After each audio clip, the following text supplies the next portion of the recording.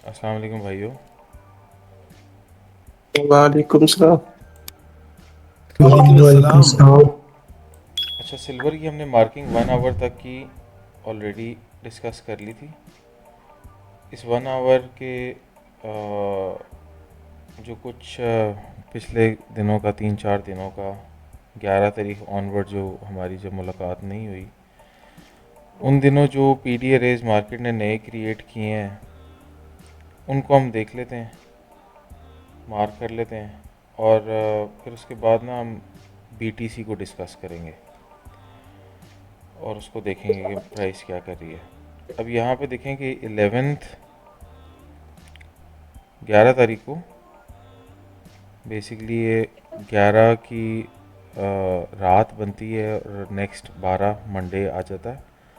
तो सिल्वर ने हमारे पास एक फेयर वैल्यू गैप दिया था जिसमें ट्रेड करने के बाद मार्केट ने यहाँ पर स्ट्रक्चर ब्रेक किया। अच्छा, अब ये स्ट्रक्चर जो मार्केट ने ब्रेक किया था ना, ये बेसिकली इस स्ट्रक्चर के अंदर फॉल करता था ना, इसलिए हम इसको मेजर स्ट्रक्चर नहीं कहते, हम इसको कहते हैं कि मार्केट ने ये स्ट्रक्चर जो ब्रेक किया है ये माइनर है। लेकिन क्या इसने मेजर को भी ब्रेक किया है? तो मेजर हाई को हम यहाँ पे मार्क करके देख लेते हैं, तो हम कहते हैं हाँ जी, इसने पहले मेजर स्ट्रक्चर को यहाँ पे स्वीप किया था यहाँ पे, फिर उसके बाद ब्रेक भी कर दिया था। मेजर स्ट्रक्चर भी ब्रेक हो गया और माइनर स्ट्रक्चर भी ब्रेक हो गया, तो ये हमारे पास एक अच्छी सपोर्ट है। उसके बाद मार्केट ने एक और फेयर वैल्यू गैप दिया जिसको हमने वॉल्यूम इम्बैलेंस समेत यहाँ पे मार्क कर लिया, और इसने भी स्विंग हाई से ऊपर क्लोजिंग दे दी यहाँ पर। और फिर इस फेयर वैल्यू गैप में मार्केट वापस ट्रेड होने आई, और उसके बाद जाके मार्केट ने दोबारा यहाँ पर स्ट्रक्चर को ब्रेक कर दिया। तो यहाँ पर हमारे पास इस सूरत में हमारे पास क्या बन जाता है, ऑर्डर ब्लॉक बन जाता है एक। ठीक है, तो ये ऑर्डर ब्लॉक मार्केट ने हमारे पास एक क्रिएट कर लिया। और मूविंग फॉरवर्ड आज मार्केट ने एक और फेयर वैल्यू गैप में ट्रेड करने के बाद स्विंग हाई से ऊपर क्लोजिंग दे दी है। तो अब हमारे पास यहाँ पर भी एक सपोर्ट लेवल जो है वो क्रिएट हुआ है। अब यहाँ पर आप देखें तो इस फेयर वैल्यू गैप में मार्केट ने ट्रेड करके पहले ये ऊपर ट्रेड किया, पर यहाँ पे स्विंग हाई नहीं था। तो अब इसका मतलब है कि यहाँ पर हो सकता है 5 मिनट के लेवल पे आपके पास एक अच्छा स्ट्रक्चर भी बना हो और एक अच्छा ऑर्डर ब्लॉक भी बन गया हो। तो इस एरिया को आपने 5 मिनट्स के ऊपर खुद से इवेलुएट कर लेना है। ठीक है, और देख लेना यहाँ पे कि हमारे पास कोई लोअर टाइम फ्रेम पे कोई ऑर्डर ब्लॉक यहाँ पे बनता है या नहीं बनता। तो प्रॉबेबली आपके पास यहाँ पे ना एक ऑर्डर ब्लॉक बन रहा होगा, उसको देख लेना। तो ये हमारी मार्किंग सारी आपके सामने ही हमने यहाँ पे सारी डिस्कशन, ये सारी रिकॉर्डेड ही अवेलेबल है। तो जिस बंदे को ये 12 मंथ से लेके 1 आवर तक की मार्किंग के अंदर कोई क्वेश्चन हो या कोई चीज़, कोई लेवल आपसे मिस हो गया हो और वो आपको ढूंढना हो, तो वो सारी चीज़ें ऑलरेडी रिकॉर्ड हुई पड़ी हैं, वो आप उसको रेफ़र कर सकते हैं। ठीक है, तो अब मूविंग फॉरवर्ड हम डिस्कस करते हैं आज बीटीसी को।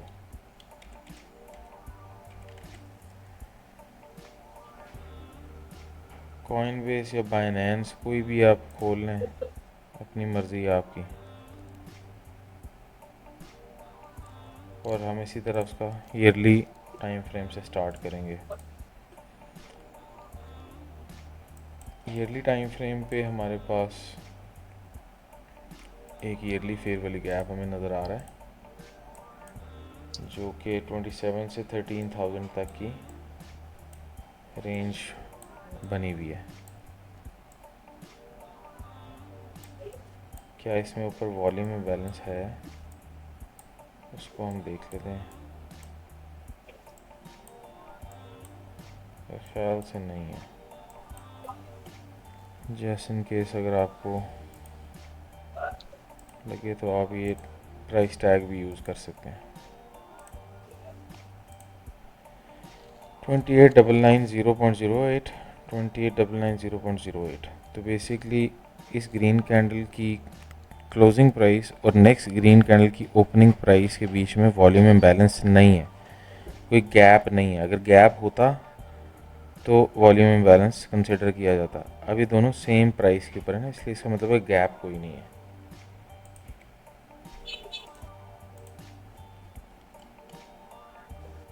और नीचे लोअर लेवल पे देख लेंगे क्या हमारे पास यहाँ पे कोई वॉल्यूम इम्बैलेंस है, तो गालिबन यहाँ पर भी नहीं है, ये भी इसी तरह सेम प्राइस ही लग रही है।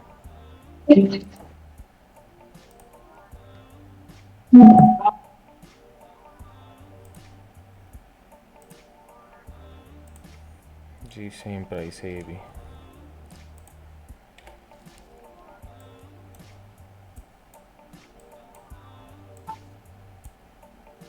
तो ये लेवल हमारे पास सपोर्ट का काम कर रहा है, ईयरली सपोर्ट है ये, because structure yearly structure market ने 12 मंथ स्ट्रक्चर को यहाँ पे ब्रेक किया हुआ। लेकिन क्या एक्सपेक्ट हम कर रहे हैं कि मार्केट को कि वो इस 27,000 तक वापस आ सकती है? तो अभी फ़िलहाल तो प्राइस को इस तरह से देखें तो आपको लगेगा नहीं कि ऐसा हो सकता है, लेकिन सिंस बिटकॉइन के साथ मेरी कोई इतना पुराना कोई एफिलिएशन रही नहीं है और ये एक नई टेक्नोलॉजी भी है, गोल्ड और सिल्वर जिस तरह से हमारे पास तो बहुत पुराने और बहुत ज़्यादा जनरेशन्स ने इसको ट्रेड किया है। पहले वो डायरेक्ट इसकी ख़रीदो फरोख्त किया करते थे, अब वो डिजिटल प्लेटफॉर्म्स के ऊपर करते हैं। तो गोल्ड एंड सिल्वर की तो हमारे पास हिस्ट्री है, लेकिन बिटकॉइन की हमारे पास ऐसा सच हिस्ट्री नहीं है। तो हम ये कह सकते हैं हो सकता है मार्केट यहाँ पे वापस आ जाए, बिकॉज पहले भी जैसे मार्केट ने 69,000 यहाँ पे हाई क्रिएट किया था, तो 69,000 के बाद 15,460 का लो बन गया था अगले साल में 2022 के एंड पे यहाँ पे, और ये 15,460 का जो लो है ये इस कॉइन बेस के ऊपर है। हो सकता है कि डिफरेंट एक्सचेंजेस के ऊपर डिफरेंट लोज एंड हाइज बन रहे हो, लेकिन जो इस वक्त कॉइन बेस को हम स्टडी कर रहे हैं उसके ऊपर हमारे पास 69,000 हाई है 21 का, 2021 ईयर का, और उसके बाद 2022 का जो लो बना है वो 15,460 पे बना है। ठीक है, तो ये तकरीबन 54,000 डॉलर्स का ड्रॉप है।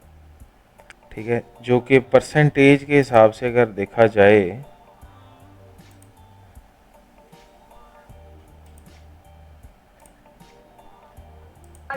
तो आप देख लें ये 75% से ज़्यादा का ड्रॉप था। ठीक है, तो 75% से अगर ज़्यादा, ये 75% की लाइन है ना, 75% से ज़्यादा का ड्रॉप था, तो इसका मतलब बीटीसी की हिस्ट्री है कि 75% या 70% तक तो गिर सकता है। तो अब अगर हम यहाँ पर देखें, ये चार्ट अगर हम लगाएं, ये फिबोनाची को हम ड्रॉ करें, तो हमारे पास ये इस वक्त जो एक इम्पल्स है, तो इसका 75% से कम एरिया कौन सा बनता है? वो ये बनता है ना, यही बनता है। ठीक है, और ये हमारे पास ईयरली सपोर्ट यहाँ पे एक मौजूद है। ठीक है, मैं ये नहीं कह रहा कि यहाँ पे मार्केट आ रही है वापस तो आप यहाँ से सेल कर दें, मैं ये नहीं कह रहा, हरगिज़ ये नहीं कह रहा। मैं आपको ये कह रहा हूँ कि बीटीसी की हिस्ट्री है कि वो 75% तक पहले ड्रॉप दे चुका है। तो अब अगर मौजूदा स्विंग का 75% ये रिट्रेस हो गया, तो एन मुमकिन है कि मार्केट 27,678 की ईयरली सपोर्ट को टैप कर रही हो। ठीक है, तो इसलिए आप इसको अपने पास मार्क करके रखें।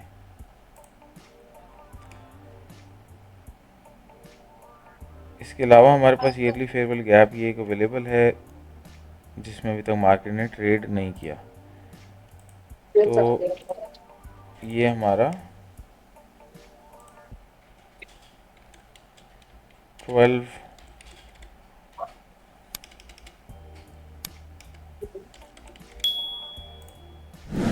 मंथ के ऊपर हमारे पास यही लेवल्स हैं। 6 मंथ पे आते हैं और देखते हैं। 6 मंथ पे भी हमारे पास सेम फेयर वाली गैप ही है जो कि सपोर्ट के तौर पे रोल प्ले कर रहा है, और उससे नीचे भी हमारे पास एक फेयर वाली गैप है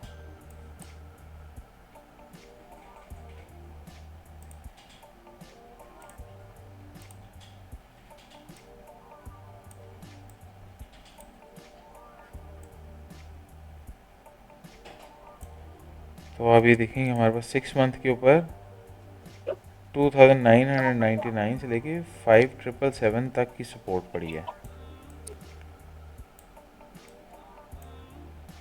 और उसके बाद 6 मंथ टाइम फ्रेम पे हमारे पास एक सपोर्ट ये है।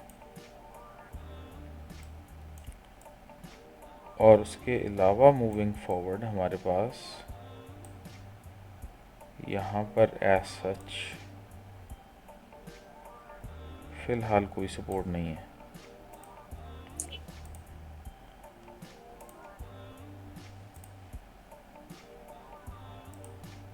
बीटीसी को मैं ट्रेड नहीं करता, हम सिर्फ इसको जो चीज़ें हमने सिल्वर के चार्ट के ऊपर प्रैक्टिस की हैं या समझी हैं, उन्हीं कॉन्सेप्ट को हम बीटीसी के चार्ट के ऊपर मार्क कर रहे हैं, ताकि एक तो आपकी प्रैक्टिस हो जाए, दूसरा आपको ये भी पता चल जाए कि अगर आपको कोई बंदा धोखा देने लगा ना कि बीटीसी 1 मिलियन पे जाने लगा, तो आपको पता हो कि भाई अभी टेक्निकल चार्ट के ऊपर मेरे पास ऐसी कोई कंफर्मेशन नहीं है जिधर मुझे 1 मिलियन तक इसकी मूवमेंट नज़र आ रही हो। ठीक है, तो छोड़ने में क्या है, छोड़ने में किसी के पैसे थोड़ी लगते हैं, तो लोग लंबी लंबी छोड़ते हैं।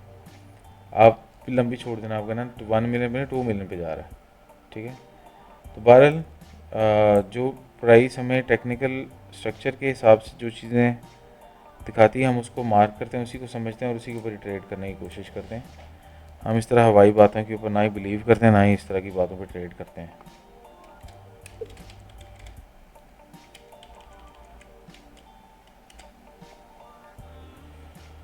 थ्री मंथ टाइम फ्रेम पे आ जाएं।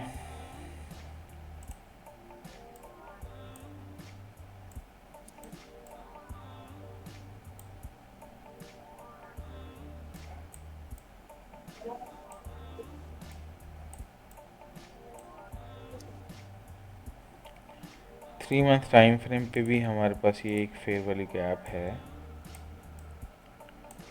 जो 6 मंथ टाइम फ्रेम पे हमें नज़र आया था, और उसी तरह का एक फेयर वाली गैप हमारे पास यहाँ पे ये ऊपर भी है।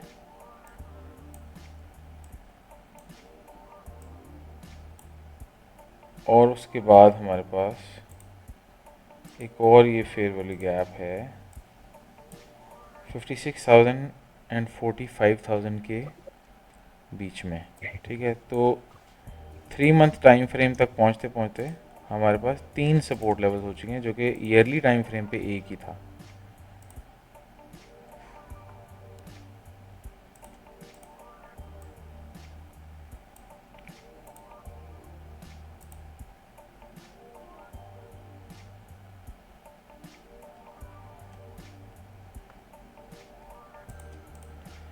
यहाँ पे भी आप देखें, थर्ड फेयर वाली गैप के बाद यहाँ पे आपको एक और फेयर वाली गैप नज़र आ रहा है जिसमें मार्केट ने ट्रेड करने के बाद यहाँ पे ऊपर क्लोजिंग भी दे दी है, पर यहाँ पे आपको स्विंग हाई नज़र नहीं आ रहा एज सच। तो ये वाला फेयर वाली गैप हमारे लिए कोई क्लियर सपोर्ट लेवल के तौर पे काम नहीं कर रहा 3 मंथ टाइम फ्रेम पे। तो ये जो फेयर वाली गैप है हमारे पास लोअर टाइम फ्रेम में इसकी कोई ना कोई कंफर्मेशन नज़र आ जाएगी, या ये वाला फेयर वाली गैप हमें बाकायदा तौर पे सपोर्ट के तौर पे प्ले करता हुआ नज़र आ जाएगा, लेकिन फ़िलहाल हमें यहाँ पे नज़र नहीं आ रहा।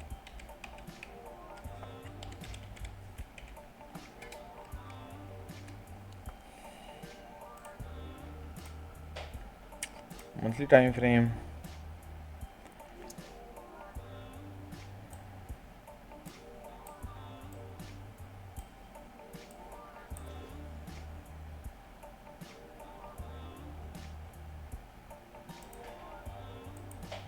फ्रेम पे आप देखें, ये फेयर वाली गैप आपको मिल गया, स्विंग हाई से ऊपर ये आपको क्लोजिंग भी मिल गई।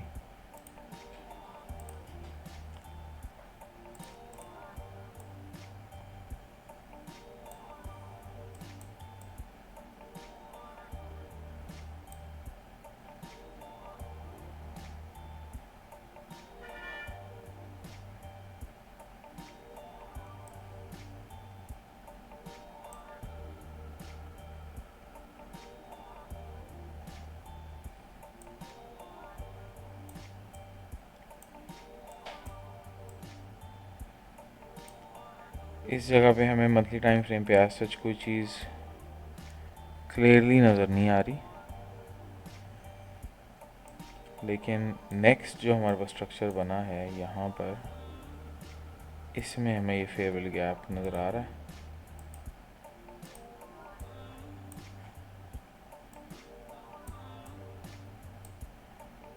और यहाँ पर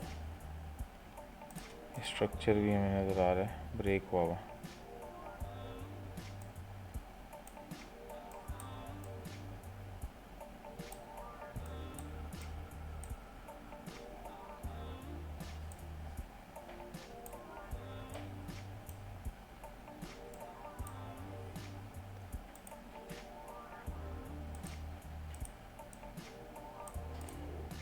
और यहाँ पर हमारे पास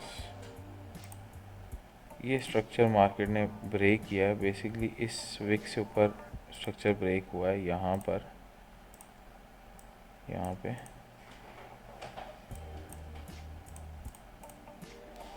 तो मंथली टाइम फ्रेम के ऊपर जो हमारे पास मार्केट इस वक्त जो सपोर्ट ले रही है, वो हमारे पास एक मंथली लेवल है जो कि सपोर्ट का काम कर रहा है।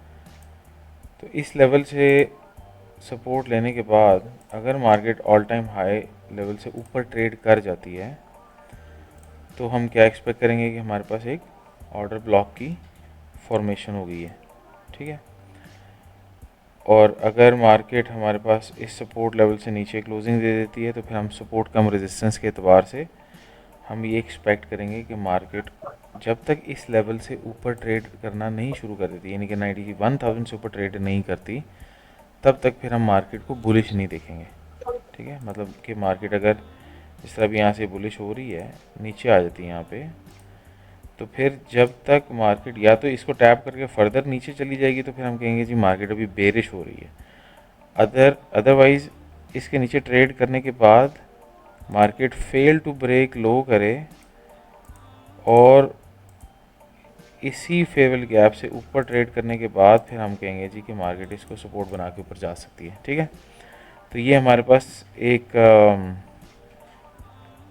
तरीक़ेकार हो सकता है बीटीसी के बुलिश होने का। लेकिन क्या मंथली टाइम फ्रेम के ऊपर हम ऐसा कह सकते हैं कि मार्केट बेरिश होगी? नहीं, हम ऐसा नहीं कह सकते। उसकी वजह ये है कि मार्केट अभी मंथली सपोर्ट लेवल में ट्रेड कर रही है।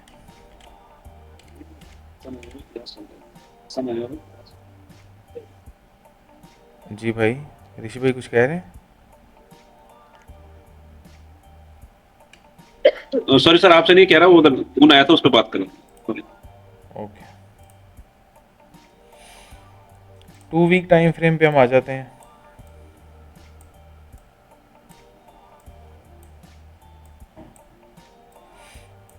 अच्छा, 2 वीक टाइम फ्रेम, जिस तरह आप लोअर टाइम फ्रेम में जाते जाएंगे ना, उस तरीके से आपको ये क्लियर होता जाएगा कि मार्केट हिस्टोरिकली किन लेवल्स पे ट्रेड करने के बाद बुलिश होती रही है।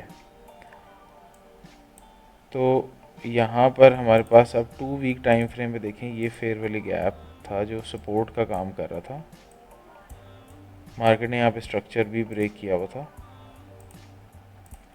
और इस लेवल में ट्रेड करने के बाद मार्केट यहाँ से फर्दर बुलिश हो गई और मार्केट ने इस स्विंग हाई से ऊपर ट्रेड कर दिया। तो ये हमारे पास ऑलरेडी एक सपोर्ट लेवल था। इस सपोर्ट लेवल में ट्रेड करने के बाद हमारे पास मार्केट ने ये change in state of delivery की थी, ये वाली, और इस change in state of delivery order block को मार्केट ने टैप किया और अब स्ट्रक्चर ब्रेक कर दिया। तो अब हमारे पास ये एक ऑर्डर ब्लॉक पड़ा हुआ है 3195 से लेके 6423 तक, ठीक है। ये एक ऑर्डर ब्लॉक है। अब क्या मार्केट यहाँ पे वापस आएगी लाजमी तौर पे? ये नहीं हम कह सकते कि आएगी, लेकिन हमारे पास ये बुलिश पीडी रे पड़ा है यहाँ पे, ठीक है। अच्छा जी, उसके बाद आप देखिए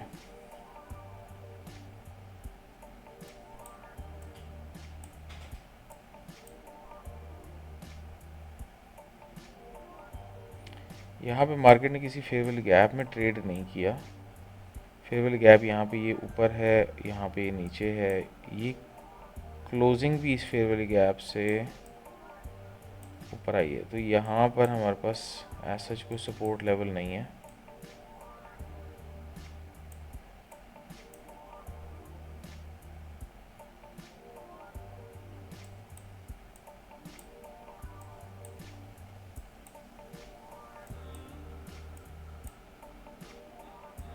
यहाँ पे वॉल्यूम इम्बैलेंस मुझे नज़र आ रहा है इन दो कैंडल्स के बीच में। तो इस फेयर वैल्यू गैप को हम ज़रा, बेरिश फेयर वैल्यू गैप को हम मार्क कर लेते हैं।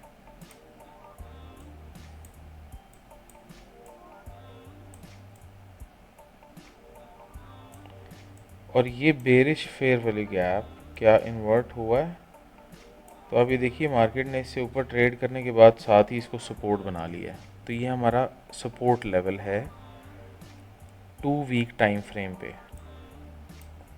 ठीक है। और ये इसकी प्राइस क्या है, 21 से 29,000 लेवल के ऊपर हमारे पास ये एक सपोर्ट लेवल पड़ा है।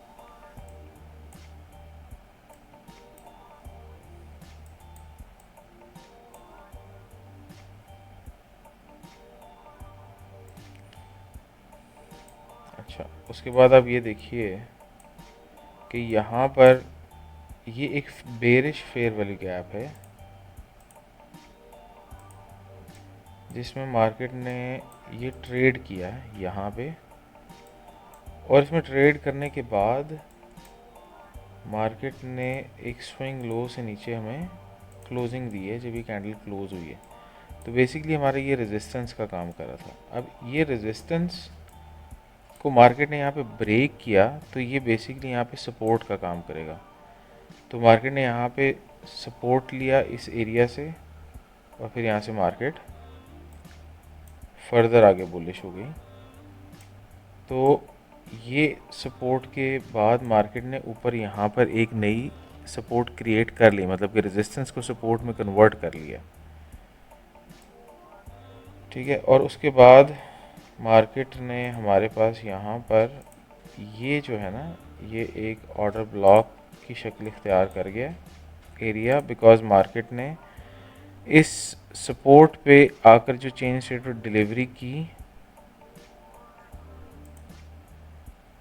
उस चेंज स्टेट ऑफ डिलीवरी के बाद मार्केट ने अपना स्ट्रक्चर ब्रेक कर दिया। तो ये हमारे पास एक ऑर्डर ब्लॉक की शक्ल इख्तियार कर गया एरिया। अच्छा, उसके बाद आप देखिए तो आपको यहाँ पर एक और फेयर वैल्यू गैप नज़र आएगा, ये वाला, जिसमें मार्केट ने ट्रेड करने के बाद इस स्ट्रक्चर लेवल से ऊपर क्लोजिंग दी थी यहाँ पर, उसी में मार्केट वापस ट्रेड कर रही है, ठीक है। तो ये फेयर वैल्यू गैप है हमारे पास जो कि सपोर्ट के तौर पे ऑलरेडी काम कर रहा है। अब यही हमने fair value gap monthly time frame पे भी देखा था जो कि सपोर्ट का काम कर रहा था। तो उसी से मिलता जुलता हमारे पास एक support level 2 week time frame के ऊपर भी हमारे पास मिल गई है। और उसके नीचे हमारे पास इस सपोर्ट लेवल से नीचे हमारे पास फौरी तौर पे एक ऑर्डर ब्लॉक भी है। तो ये है हमारे पास 2 वीक टाइम फ्रेम। सर जी सर जी जी जी सर जी, ये जो CISD ऑर्डर ब्लॉक आपने मार्क किया है, इसमें थोड़ा सा क्वेश्चन था ये कि वो वीक रूल को लेते हैं ना अक्सर। इरफान भाई ने बताया था मैंने वो, या आसिम भाई ने, कि ये दोनों ले सकते हैं आप। विक जो लगाई है सबसे लो वाली, आपने वो कैंडल ली है ना, उससे नीचे जो बॉडी क्लोज की है और एक और रेड कैंडल है ना, वो भी ले सकते हैं या यही लेनी है? देखिए, ऑर्डर ब्लॉक जी सेफ साइड पे आप दोनों ले लें, लेकिन डिसीजन हम बाद में जब जी आएंगे ना डिसीजन के ऊपर कि हमने डिसीजन कब लेना है, कैसे लेना है, जी जी उस पे जब हम डिस्कस करेंगे ना तो आपको पता चल जाएगा कि कौन सा वाला एरिया ऑर्डर ब्लॉक के तौर पे बिहेव कर रहा था। हैं दोनों ठीक है।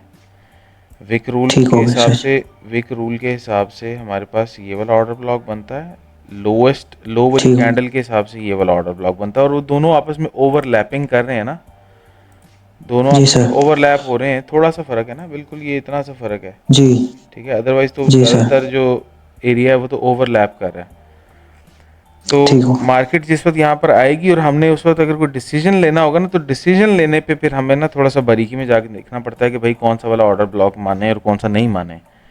ठीक है, लेकिन अभी फ़िलहाल ठीक। क्योंकि हम सिर्फ एनालिसिस कर रहे हैं और हम एक सपोर्ट लेवल ढूंढ रहे हैं, और हम ये देखने की कोशिश करें कि मार्केट पे ऐसे कौन से पीडीए रेंज उसको सपोर्ट करेंगे, तो ये दोनों आसपास ही है ना, तो उससे जी सर। ट्रेंड पे या एनालिसिस पे कोई फ़र्क नहीं पड़ेगा।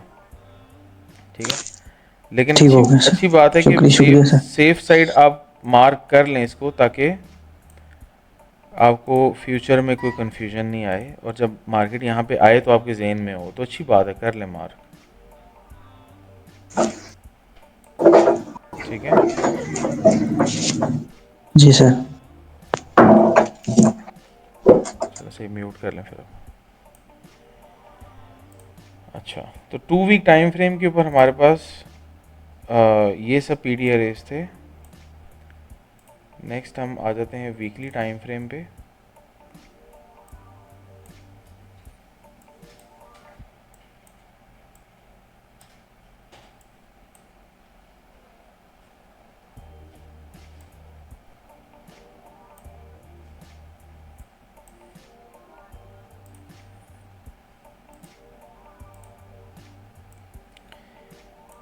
वीकली टाइम फ्रेम पे भी देखें आपको एक फेयरवेल गैप ये है जिसमें टैप करके मार्केट ने यहाँ पर ये स्ट्रक्चर ब्रेक किया। ठीक है, उसके बाद आपको ना एक फेयरवेल गैप ये भी नज़र आ रहा है जिसमें टैप करने के बाद मार्केट ने यहाँ पर स्विंग हाई से ऊपर ये क्लोजिंग दी थी पहली, ये वाली। ठीक है, ये आगे क्लोजिंग। अब जब ये क्लोजिंग आई और उसके बाद मार्केट ने आके इस फेयरवेल गैप को स्वीप करके क्लोजिंग इसमें दी, तो इसका मतलब है सपोर्ट लेवल ये है। तो इसका क्या मतलब है, सपोर्ट लेवल में टैप करने के बाद मार्केट ने change in state of delivery कर दी ये वाली, तो ये हमारा ऑर्डर ब्लॉक बन जाना चाहिए ना। तो अब इस ऑर्डर ब्लॉक के साथ देखिए मार्केट ने क्या सलूक किया। मार्केट ने यहाँ पे इसके नीचे क्लोजिंग भी दे दी, पहले स्वीप किया, स्वीप करने के बाद यहाँ पे क्लोजिंग दे दी, और उसके बाद आप देखें कि क्लोजिंग टाइम पे ना ये हमारे पास बन जाना चाहिए क्या, बेरिश हो जाना चाहिए ना, इन्वर्ट हो जाता है ना ऑर्डर ब्लॉक। अब मार्केट ने इसको इन्वर्ट कर, हाँ, अभी मार्केट ने इसको इन्वर्ट करने से भी इनकार कर दिया, तो फिर इसके बाद क्या होगा, ये रिक्लेम हो जाएगा। ठीक है, तो मार्केट ने फिर इस एरिया को यहाँ पे रिक्लेम कर लिया यहाँ पे। ठीक है, तो अब यहाँ पे हम इस नतीजे पे कैसे पहुँचे कि ये फेयरवेल गैप तो हमारे पास सपोर्ट बन गया इधर आके। ठीक है, लेकिन हम इस शक में नहीं रहेंगे, हम इसको थोड़ा सा मज़ीद इन डेप्थ जाके हमें एनालिसिस करने की ज़रूरत है, ताकि हमें पता चले कि असल में क्या हुआ। ये फेयरवेल गैप सपोर्ट बना, स्ट्रक्चर लेवल से ऊपर क्लोजिंग आई, मार्केट ने इसको स्वीप करके क्लोजिंग इसमें दे दी, तो हमें पता चल गया कि भाई ये तो पक्की सपोर्ट है, और यहाँ पे चेंज स्टेट ऑफ डिलीवरी आ गया, तो हमें पता चल गया ये ऑर्डर ब्लॉक बना दिया मार्केट ने। अब जब ऑर्डर ब्लॉक बन गया तो हम सबसे पहली चीज़ देखते हैं कि मार्केट स्वीप करने के बाद क्या कोई बुलिशनेस देना चाहती है। तो हमें पता चला कि स्वीप करने के बाद मार्केट ने एक अगली वीक की कैंडल ग्रीन बनाई है, थोड़ी बहुत कुछ ना कुछ बुलिशनेस दिखाई है, पर उसके बाद 2 हफ्ते तक मार्केट मैनिपुलेशन करती रही है। मैनिपुलेशन करने के बाद इसको बेसिकली जूडा स्विंग या टर्टल सूप कहा जाता है आईसीटी की ज़ुबान में। और जब मार्केट हमें यहाँ से नज़र आ गई थी कि ये मैनिपुलेशन कर रही है, हालांकि ये ऑर्डर ब्लॉक है लेकिन मार्केट मैनिपुलेशन कर रही है, तो ये मैनिपुलेशन करके कहाँ जा सकती है, इससे नीचे सपोर्ट में। इससे नीचे सपोर्ट किधर है, ये है। ठीक है, मार्केट ने उसको भी स्वीप कर दिया, उसके बाद भी अगर इसका नीचे जाने का फैसला इसने कर लिया तो कहाँ जा रही है फिर, तो उससे निचली सपोर्ट कौन सी है, ये है। ठीक है, तो मार्केट एक के बाद एक सपोर्ट की तरफ ही जाती है, तो इस वजह से आपके पास सारी सपोर्ट लेवल्स का अच्छी तरीके से मार्क हुआ होना बहुत ज़रूरी है।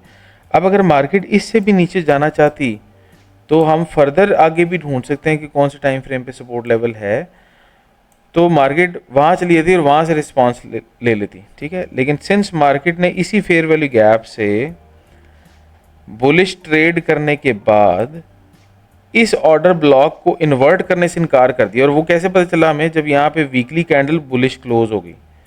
जब ये बुलिश क्लोज होगी यहाँ पे, तो अब हमें ये पता है कि इस जगह पर मार्केट के आने के चांसेस 99% हो गए हैं कि ये वाला एरिया अब रिक्लेम होगा और मार्केट वहाँ पे आ गई। ठीक है, तो मेरे लिए रिक्लेम वाला जो पीडी एरिया है ना, बेशक वो फेयर वैल्यू गैप हो या ऑर्डर ब्लॉक हो, उसकी प्रोबेबिलिटी आने की बहुत ज़्यादा होती है। ठीक है, मतलब जिस तरह हम यहाँ पे कह रहे थे दूसरे बाकी टाइम फ्रेम्स के अंदर ईयरली फेयर वैल्यू गैप जैसा सपोर्ट बना हुआ था, अब क्या ईयरली फेयर वैल्यू गैप में मार्केट वापस लाजमी आएगी? लाजमी नहीं है। ठीक है, लेकिन जब रिक्लेम का पीडी एरिया बनता है ना, वहाँ पे मार्केट समझ लें कि लाजमी आती है।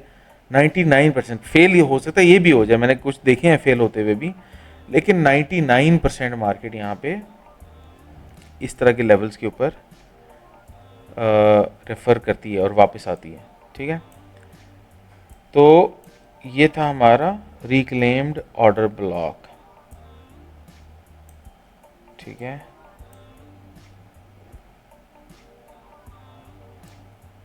तो मार्केट यहाँ से रिक्लेम करने के बाद यहाँ से बुलिश हो गई, और बुलिश कब हुई? जब मार्केट ने यहाँ पे change in state of delivery कर दी। और वीकली टाइम फ्रेम पे change in state of delivery कब हुई है? जब इसके ऊपर मार्केट ने बॉडी क्लोज की है। तो इसके ऊपर बॉडी कब कब क्लोज की है मार्केट ने? जब ये बॉडी क्लोजिंग वाली कैंडल बनी है इसके ऊपर, जब ये बनी उसके बाद ये पूरा ऑर्डर ब्लॉक बन गया। मार्केट ने आगे इसी ऑर्डर ब्लॉक को टैप किया यहाँ पे 14 सितंबर को, और मार्केट यहाँ से बुलिश हो गई। ठीक है, अब ये ऑर्डर ब्लॉक हमारे पास बेसिकली आप इसको प्रोपल्शन ब्लॉक कह लें। तो ये हमारे पास एक पूरा ऑर्डर ब्लॉक है, और ये इसका प्राइस लेवल है 5000 से लेकर 9000। ठीक है, और फर्दर अगर आप यहाँ पे मार्किंग करना चाहें तो आप मज़ीद मार्किंग भी कर सकते हैं, लेकिन मैं अभी फर्दर मार्किंग छोड़ूंगा आपके ऊपर कि आप अब इसको इवेलुएट करें और आप देखें कि यहाँ पे क्या हो रहा था। फेयर वैल्यू गैप ने यहाँ पे स्ट्रक्चर ऊपर ब्रेक करके फिर यहाँ पे क्या किया है ये। ठीक है, और यहाँ पे ये करने के बाद ये क्या किया है। ठीक है, इसको अच्छी तरह से स्टडी करें, आपको पता चल जाएगा कि market fair value gap support cum resistance, resistance cum support, reclaim support किन तरीक़ों से करती है और क्या करती है।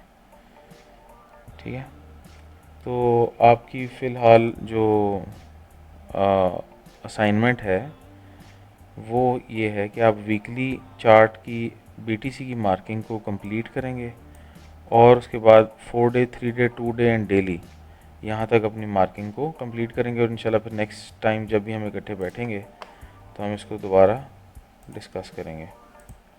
ठीक है, तो फ़िलहाल मैं रिकॉर्डिंग यहाँ पे क्लोज़ करता हूँ, और उसके बाद अगर आपके क्वेश्चन हैं तो उनको आंसर करने की कोशिश करता हूँ। अस्सलाम वालेकुम।